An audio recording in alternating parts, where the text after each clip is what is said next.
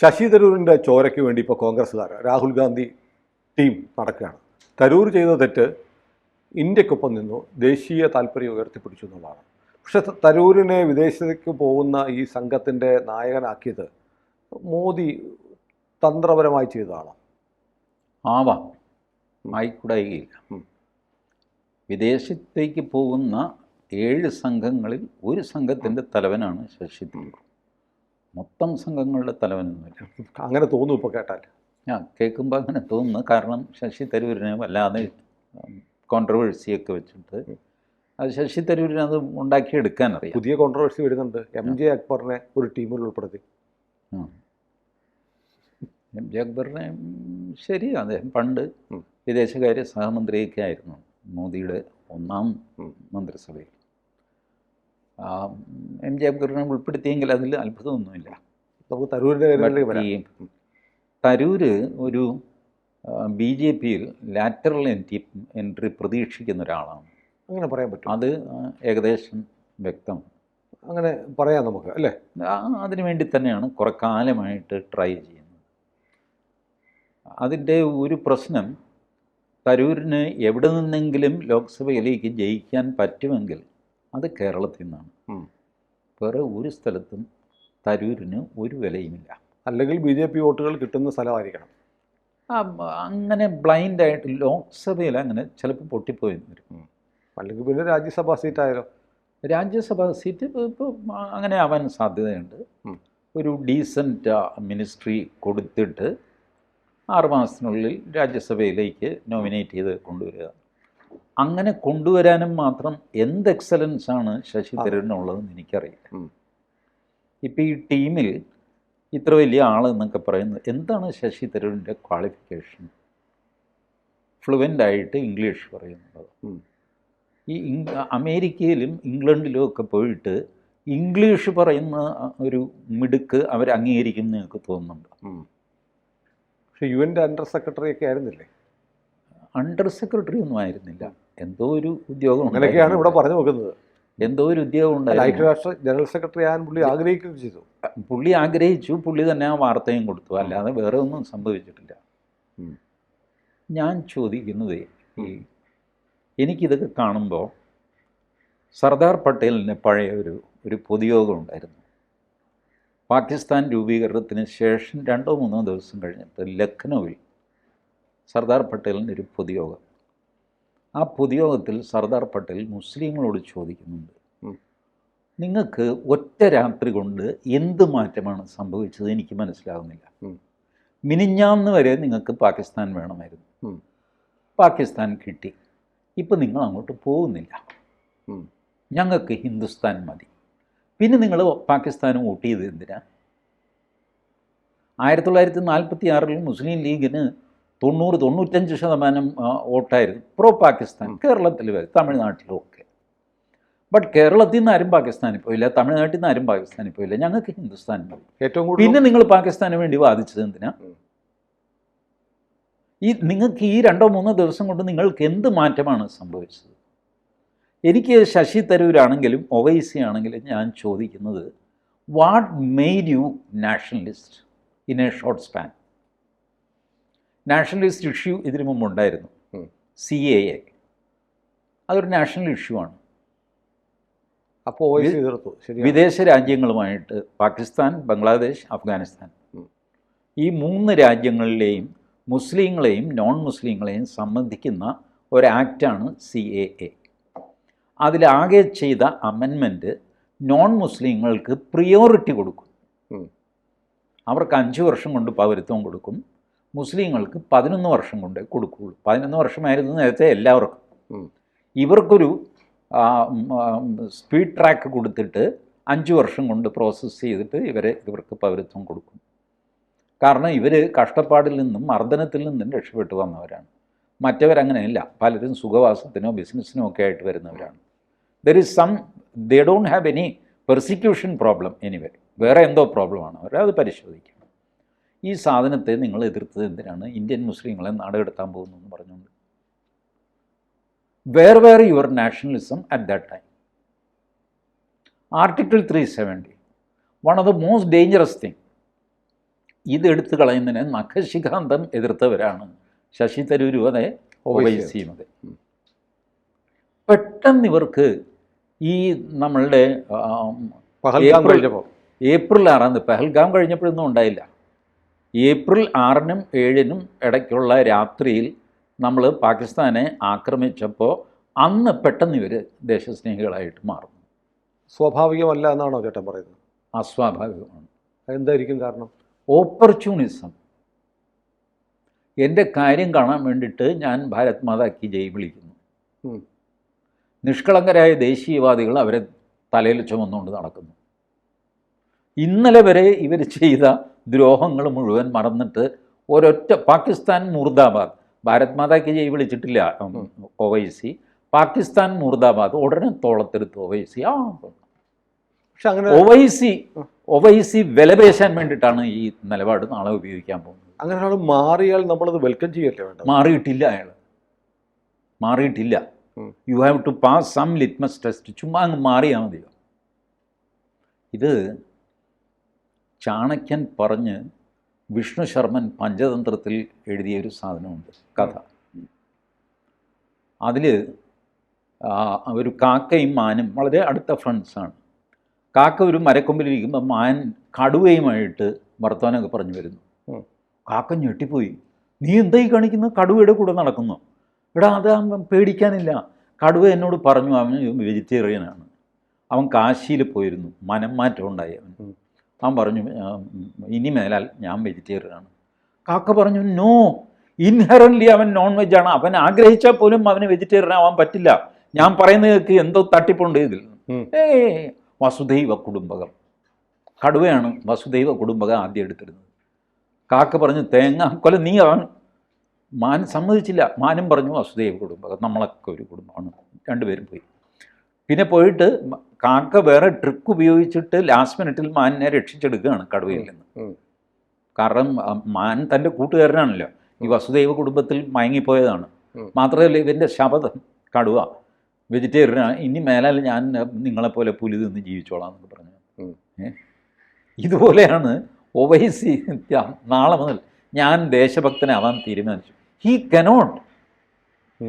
റസാക്കറാണ് Owaisi. He was always standing against Indian interest. ഞാൻ ഇന്നലെ കൂടെ ഒവൈസി പറഞ്ഞത് വായിച്ചിങ്ങനെ ആവേശഭരിതനായിരിക്കുന്ന ഒരാളാണ്. ഇന്നലെ ഒവൈസി പറഞ്ഞത് പാകിസ്ഥാൻ ഇസ്ലാമിക രാജ്യമല്ല, പാകിസ്ഥാനിലുള്ളതിനേക്കാൾ കൂടുതൽ മുസ്ലിമുകൾ ഇന്ത്യയിൽ സുരക്ഷിതമായി ജീവിക്കുന്നുണ്ട്.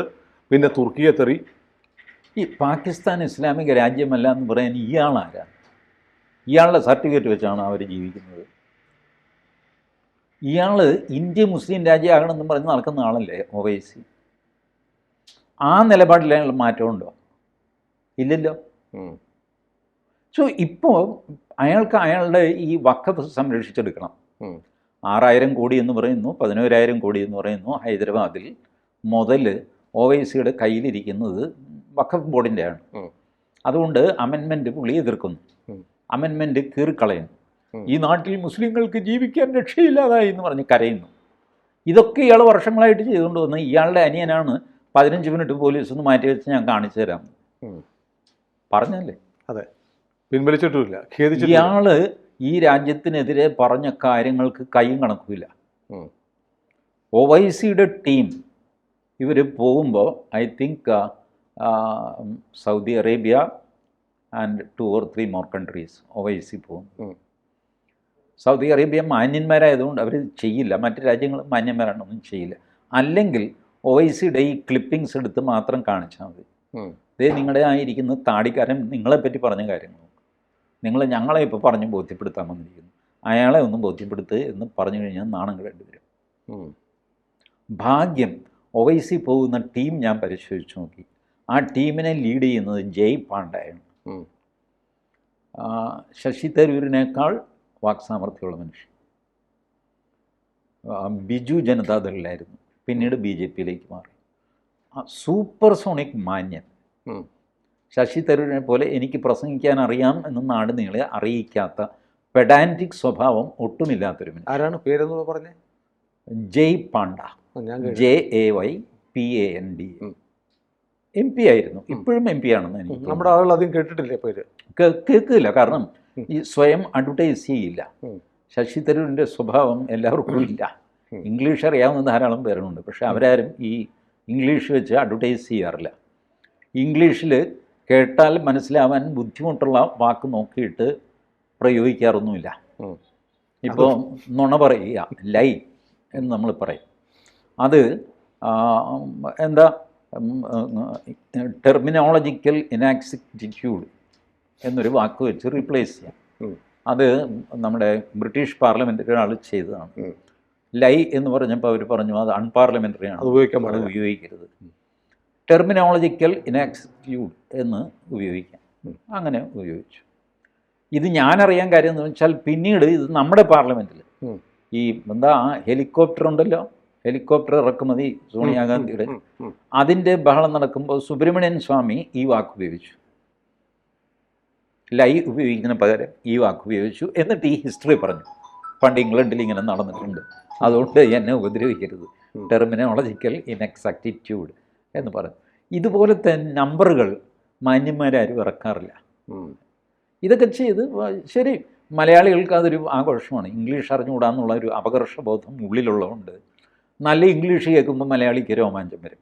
അല്ല, ചേട്ടൻ പറഞ്ഞു വരുന്നത് ഒവൈസിയുടെ നിലപാടുകളെ നമ്മൾ സംശയത്തോടെ കാണണം, തരൂരിൻ്റെയും അങ്ങനെ കാണണമെന്നാണോ? എനിക്ക് സംശയമൊന്നുമില്ല, സംശയത്തോടെ കാണുന്നില്ല. ഇത് നാടകമാണെന്ന് ഞാൻ തിരിച്ചറിയുന്നു. ഒവൈസിയും തരൂരും. പിന്നെ ഇതിൽ പലരും, ഇപ്പം മമതാ ബാനർജിയുടെ ആൾ മാറിയില്ലേ? Mamata Banerjee is not in the, അവരുടെ ആദ്യം സുദീപ് ബന്ധോപാധ്യായ ആ MP ആണ് പോകാൻ തീരുമാനിച്ചത്.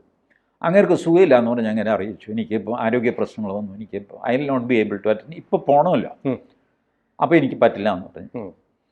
ഗവൺമെൻറ് യൂസഫ് പഠാനെ നോമിനേറ്റ് ചെയ്തു. മമത പറഞ്ഞു പറ്റില്ല, ഞാൻ പഠാനെ അയക്കുന്നില്ല, ആരെ അയക്കുന്നില്ല, ഇത് മോദിയുടെ പൊളിറ്റിക്സാണ്, ഞാൻ അയക്കാൻ ഉദ്ദേശിക്കുന്നില്ല. മമത മാറിക്കഴിഞ്ഞു ഇപ്പം തന്നെ. What is that we are going to achieve this? എനിക്കും മനസ്സിലാവുന്നില്ല. സി, എല്ലാ രാജ്യങ്ങൾക്കും അവരുടെ ഇൻ്റലിജൻസ് ഉണ്ട്, അവരുടെ സോഴ്സ് ഉണ്ട്, അവരുടെ എംബസി ഇന്ത്യയിലുണ്ട്, ഇന്ത്യൻ എംബസി അവിടെയുണ്ട്, അവർക്ക് എല്ലാ ഇൻഫർമേഷനും കിട്ടുന്നുണ്ട്, പിന്നെ കിട്ടണമെന്നുള്ളവർ. പിന്നെ ഇവർ പോയിട്ട് എന്താ ചെയ്യാൻ പോകുന്നത്? ഇവർ പോകുന്ന ഒരു രാജ്യം ഞാൻ പറയാം, സിയറ ലിയോൺ. എവിടെയാണ് സാധനം? ആരാ അവിടുത്തെ ഭരണാധികാരി? എന്താ അവരുടെ സ്ട്രാറ്റജിക് ഇൻട്രസ്റ്റ് ഇന്ത്യ പാകിസ്ഥാനിൽ? ഉറങ്ങിക്കിടക്കുന്ന കെനിയക്കാരനെ എണീപ്പിച്ച് ചേട്ടാ എന്താ എല്ലാവരും കൂടെ ഇരിക്കുക, ഇടീ ചായ എടുത്തോന്ന്, എന്താ സംഭവം? ചേട്ടാ ഞങ്ങളും പാകിസ്ഥാനും തമ്മിൽ നിങ്ങളെന്തോ കശപിശ നടന്നു, അതിൽ ഞങ്ങളുടെ ഭാഗത്താണ് ന്യായം ചേട്ടാ. അത് പിന്നെ അങ്ങനെയല്ലേ, എനിക്കറിഞ്ഞു. അപ്പം ശരി, പാകിസ്ഥാൻ്റെ പുറകെ പോകുന്നുണ്ട്. ചോദിക്കുക എന്താ അവർ വന്നത്?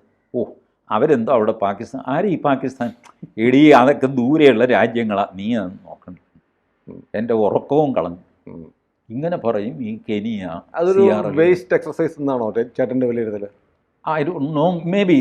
C, I will not challenge the wisdom of member of parliaments. ഇത്രയധികം member of parliament including prime മിനിസ്റ്റർക്ക് കൂടെ ഒരു ഡിസിഷൻ എടുക്കുമ്പോൾ ദർ മൈറ്റ് ബി സംതിങ് എന്നുള്ള ഒരു അലവൻസ് കൊടുക്കാൻ ഞാൻ തയ്യാറാണ് as an ordinary citizen. But എൻ്റെ സാമാന്യ ബുദ്ധിക്ക് എനിക്ക് ഇതിനൊരു പർപ്പസ് മനസ്സിലാകുന്നില്ല. If you are going to argue your case in front of everybody, that itself shows that you have something, നിങ്ങളെവിടെയോ ഒരു ബാക്ക് ഫുട്ടിൽ നിൽക്കുന്നു. അതുകൊണ്ടാണല്ലോ അങ്ങോട്ട് ചെന്ന് പറഞ്ഞു ബോധിപ്പിക്കാൻ പോകുന്നു. ആ കിസ്കോ സഫായി ഇതേ കിസ്നെ പൂച്ച ആപ്സെ. അതൊരു കാര്യമാണ്, ഒരാവശ്യമില്ലാത്ത കാര്യമാണ്. New York times, Washington post, guardian, telegraph, Cambridge university, Harvard university, ഇവരുടെയൊക്കെ അഭിപ്രായം മാറ്റാനാണ് നിങ്ങൾ പോകുന്നതെങ്കിൽ അവരുടെ ഒട്ടും മാറാനും പോകുന്നില്ല. ഇറ്റ് ഹാസ് ഓൾറെഡി ബീൻ ഇസ്ലാമൈസ്ഡ്, പാലസ്തീനിയനൈസ്ഡ് ആയിട്ട് നിൽക്കുകയാണ് ഈ കക്ഷി. ട്രംപ് പറഞ്ഞിട്ട് ഹാർവാർഡ് കേൾക്കുന്നില്ല. അപ്പോൾ എന്തിനീ എക്സർസൈസ്? ഇനി നമ്മൾ ഒറ്റക്കെട്ടാണ് എന്ന് കാണിക്കാനായിരിക്കാം, ബോധിപ്പിക്കാൻ ആണെന്ന് വയ്ക്കുക. നമ്മൾ അത്ര ഒറ്റക്കെട്ടാണോ ഇരട്ടക്കെട്ടാണോ ഇപ്പം ആർക്കും വലിയ ബോധറേഷനില്ല. 90% അമേരിക്കക്കാർക്കും ഇന്ത്യയും പാകിസ്ഥാനെയും എങ്ങനെ മുടിഞ്ഞാലും ഒരു ചുക്കുമില്ല. ഒരു 35% അമേരിക്കക്കാർക്ക് ഇന്ത്യ എന്ന് പറയുന്ന രാജ്യം ഉണ്ടെന്ന് പോലും അറിയില്ല. നമുക്ക് സിയാറ ലിയോൺ പോലെയാണ് അമേരിക്കയ്ക്ക് India. They are least bothered. ഞാനിത് പറയാൻ കാര്യം ഇവിടേക്ക് ഈ ടീം പോകുന്നുണ്ട്. 32 രാജ്യങ്ങൾ പ്ലസ് യൂറോപ്യൻ യൂണിയനാണ് ഇവർ പോകുന്നത്, 59 പേര്. അതിൽ പോകുന്നതാണ് ഈ കെനിയ, സിയാറ ലിയോൺ, കൊളംബിയ. കൊളംബിയയ്ക്കൊക്കെ എന്താ താല്പര്യം? പാർലമെന്റ് അംഗങ്ങളുടെ ഒരു യാത്ര, ഞാൻ അതുകൊണ്ടാണ് I will not challenge their wisdom. ഇത്രയധികം പാർലമെന്റേറിയൻസ് കൂടി ഒരു ടീമായിട്ട് പോകുമ്പോൾ ഒരു ഇന്ത്യൻ പൗരൻ എന്നുള്ള നിലയ്ക്ക് ഞാനവരെ സപ്പോർട്ട് ചെയ്യേണ്ട ആവശ്യമാണ്. പക്ഷെ അതിൻ്റെ പർപ്പസ് എനിക്ക് ഇതുവരെ പർപ്പസും റിസൾട്ടും എന്തായിരിക്കുന്നുള്ളൂ അല്ലേ? റിസൾട്ട് ഒരുപക്ഷെ ആരും ഒന്നും പറയില്ല എന്ന്. ഞാൻ സുനിൽ വേറൊരു രാജ്യമാണെന്ന് വിചാരിക്കുക, ഞാൻ വന്നിട്ട് ഞാൻ എൻ്റെ കേസ് പ്രസൻറ്റ് ചെയ്യുന്നു, സുനിൽ എന്നെ കൗണ്ടർ ചെയ്യുമോ? ഇല്ല. അതൊരു മര്യാദയില്ലേ? കേട്ടോ, ശരി, ഓക്കെ, റൈറ്റ്, ശരി, ഇങ്ങനെ പറയുള്ളൂ. ആരും എതിര് പറയാനൊന്നും പോകുന്നില്ല. അല്ലെങ്കിൽ സെലൻസ്കി പോയി ട്രംപിൻ്റെ അടുത്ത് അങ്ങോട്ടും ഇങ്ങോട്ടും വഴക്കുണ്ടാക്കി ഇറങ്ങിപ്പോടാ, പച്ചവെള്ളം കൊടുക്കരുത് ഇവനെന്ന് പറഞ്ഞിട്ട് ലഞ്ചും കൊടുക്കാതെ ഇറക്കി വിടുക. ഇങ്ങനത്തെ തെമ്മാടിത്തരത്തിൽ അങ്ങനെയൊന്നും മാന്യന്മാർ പോവില്ല. ഇവരുടെ കൂടെ എല്ലാം വിദേശകാര്യ വകുപ്പിലെ ഉദ്യോഗസ്ഥനുമുണ്ട്. മിക്കവാറും അയാളായിരിക്കും സംസാരിക്കുന്നത്, അല്ലെങ്കിൽ മേ ബി ഇതിൻ്റെ ലീഡർ.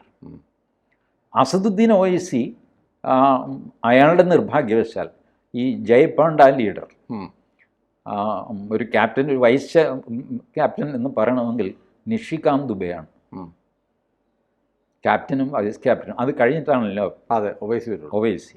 അപ്പോൾ ഒവൈസി പുറകിൽ എവിടെയെങ്കിലും ഇരിക്കും. ആകെ എനിക്ക് പ്രശ്നം എന്താണെന്ന് വെച്ചാൽ ഇവർ ക്രോസ് പർപ്പസിൽ സംസാരിച്ചാൽ നിങ്ങൾ എന്ത് ചെയ്യും?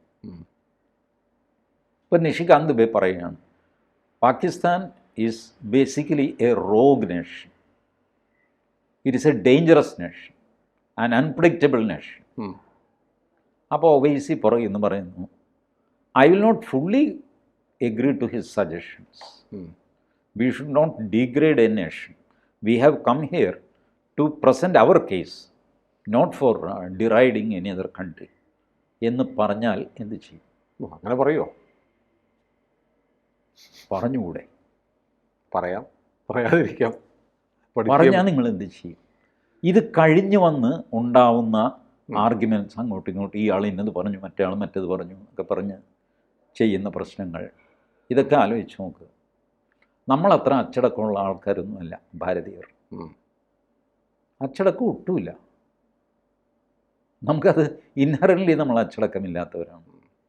ഇതൊക്കെ ചാണക്യൻ്റെ വിലയിരുത്തലാണ് കേട്ടോ. ഞാൻ ഒറ്റ കാര്യം ചോദിക്കട്ടെ അവസാനമായിട്ട്. ചേട്ടൻ ഈ നമ്മുടെ ചാണക്യൻ്റെ കഥ പറഞ്ഞപ്പോൾ ഈ വസുദൈവ കുടുംബകം എന്നുള്ളത് പലതവണ പറഞ്ഞു.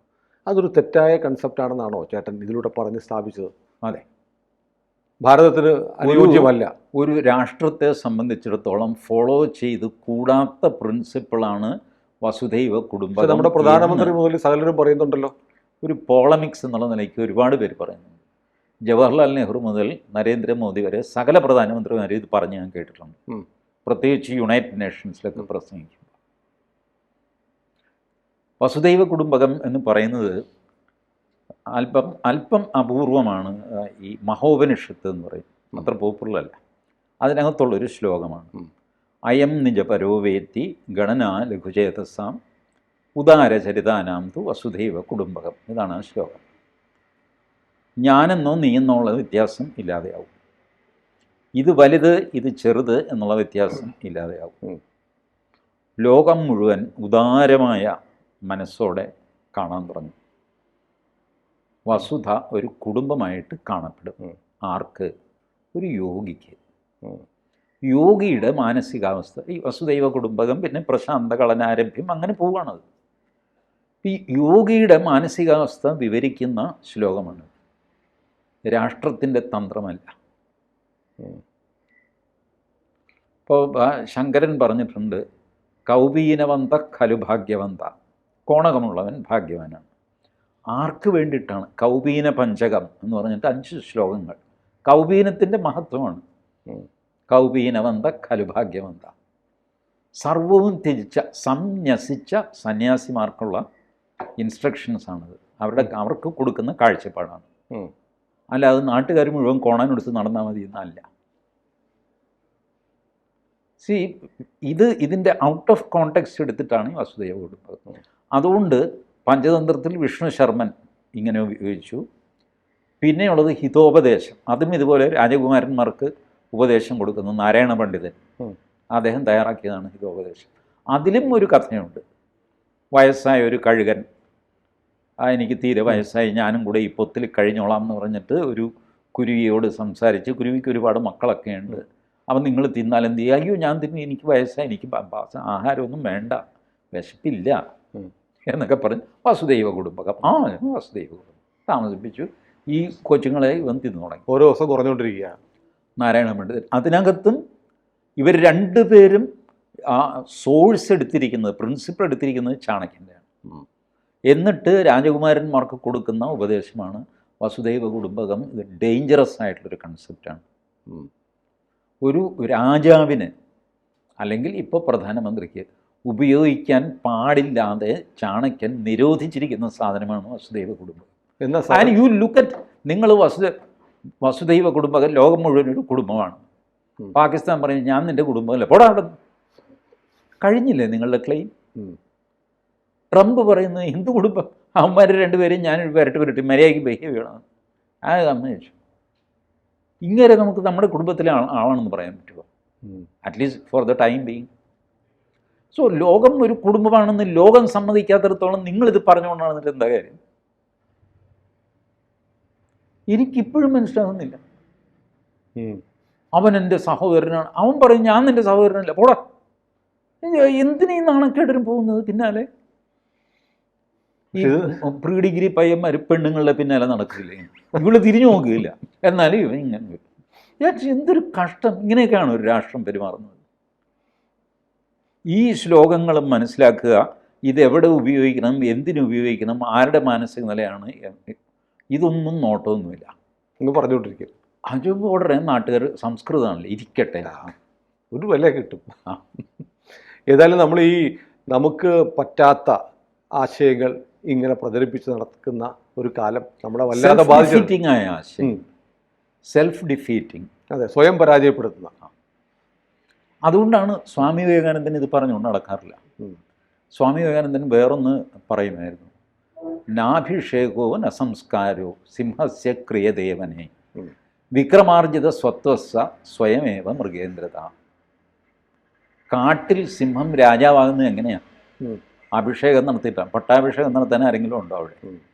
ഇല്ല. മറ്റ് സംസ്കാരങ്ങൾ, ക്രിയകളൊക്കെ ചെയ്തിട്ട് ഫൈനലി രാജാവായിട്ട് അങ്ങനെ ആരെങ്കിലും ചെയ്തതാണോ? അല്ല. വിക്രമാർജിത സത്വ, സ്വന്തം പരാക്രമം കൊണ്ട് സിംഹം രാജാവായിട്ട് വാഴിക്കപ്പെട്ടു. സ്വയമേവ മൃഗേന്ദ്രത. ലോകത്ത് അങ്ങനെയാണ് ലോകരാജാവാകുന്നത്. അങ്ങനെയാണ്. അത് സ്വയം നമ്മൾ രാജാവാണെന്ന് തീരുമാനിക്കുന്നു. നമ്മൾ ആയുധങ്ങൾ സംഭരിക്കുന്നു, നമ്മൾ കാശുണ്ടാക്കുന്നു. ചാണക്യൻ ഒന്നുകൂടെ പറഞ്ഞിട്ടുണ്ട് കേട്ടോ, കാശുള്ളവനാണ് യുദ്ധം ജയിക്കുന്നത്. ബേസിക് യുദ്ധം ജയിക്കുന്നത് ആരാന്നുള്ള ചോദ്യത്തിന് ചാണക്യൻ്റെ ഉത്തരം പണമുള്ളവനാണ്, ആയുധമുള്ളവനെന്നല്ല. കാരണം പണമുണ്ടെങ്കിൽ ഈ സാധനം എല്ലാം വന്നു കയറുള്ളൂ. ആയുധം നിങ്ങൾക്ക് വാങ്ങാൻ രാജ്യത്തെ തന്നെ വിലയ്ക്ക് വാങ്ങാം. 4 താരിഫുകൾ കൊടുത്തു കഴിഞ്ഞാൽ ട്രംപിനെ വിലയ്ക്കെടുക്കാം, ഇല്ലേ? പൈസ കൊടുത്തു കഴിഞ്ഞാൽ ചൈനയിൽ പോലും നിങ്ങൾക്ക് ചാരന്മാരെ ഉണ്ടാക്കാം. പണം ഇതുണ്ടാക്കുക. ഇത് അടിസ്ഥാനമായിട്ട് ചാണക്യൻ പറയുന്നു, യുദ്ധം ജയിക്കുന്നത് ആര് എന്ന് ചോദിച്ചാൽ കാശുള്ളവനാണ്. ദരിദ്രവാസി യുദ്ധം ജയിക്കില്ല. ഞാൻ പട്ടിണിക്കാരനാണ്, പക്ഷെ ഞാൻ ധർമ്മം അനുഷ്ഠിക്കുന്നത് വെട്ടറാമനെന്ന് കഴിഞ്ഞു. വെട്ടടാ തലേന്ന് പറയും. ഇത് ഈ പ്രിൻസിപ്പിൾസാണ്. ഇത് സ്വാമി വിവേകാനന്ദൻ പറഞ്ഞു അടുത്ത 100 വർഷം എന്നാണ് അദ്ദേഹം എഴുതിയിരിക്കുന്നത്. ഇപ്പോൾ 100 വർഷം കഴിഞ്ഞു.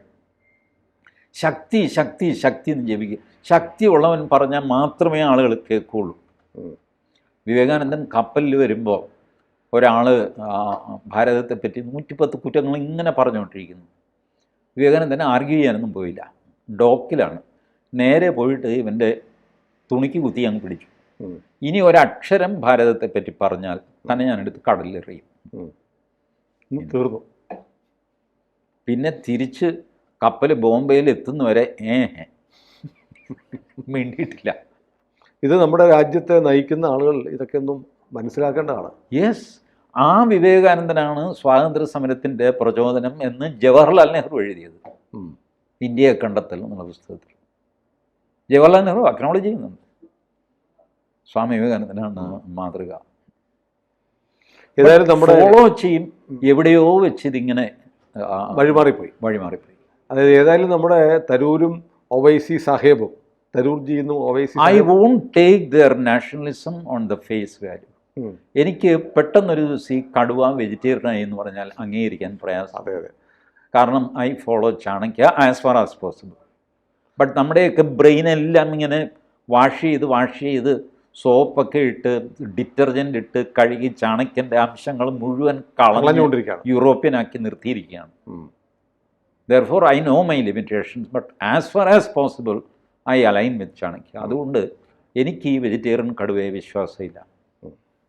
കൂടുതൽ വാർത്തകളും വിശേഷങ്ങളും നിങ്ങളിലേക്ക് എത്താൻ ABC മലയാളം സബ്സ്ക്രൈബ് ചെയ്യുക, ബെൽ ബട്ടണും അമർത്തുക.